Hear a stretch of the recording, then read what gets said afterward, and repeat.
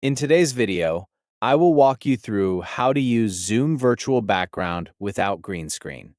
Start by locating the Start Video or Stop Video button on the meeting toolbar. Next to that button, click the small up arrow to open the quick menu for your video options. This menu gives you access to your video settings, including the background options. From the menu, open the Virtual Background section. Depending on the version of Zoom you're using, this option may appear as virtual backgrounds or as backgrounds and effects. If it opens in the video settings window, select the tab for virtual backgrounds or backgrounds and effects to continue. Once you're in that section, look for the option labeled I have a green screen. Make sure this option is turned off or left unchecked. This is the setting that allows Zoom to use software to separate you from your background instead of relying on a physical green screen. If the option is left turned on without a real green screen behind you, your video may show rough edges or parts of your actual background.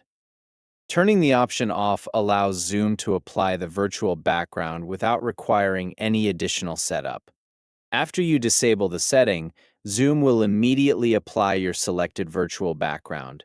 If you already had a background chosen, it will continue to be used automatically. You should also see the change appear right away in the preview and during your meeting. If the preview looks slightly blurry around the edges, better lighting and a simpler background can improve the result. Face a steady light source, avoid strong backlighting, and keep some contrast between your clothing and the wall behind you.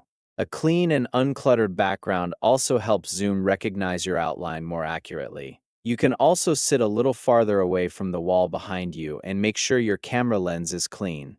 These small adjustments can help improve how your virtual background appears.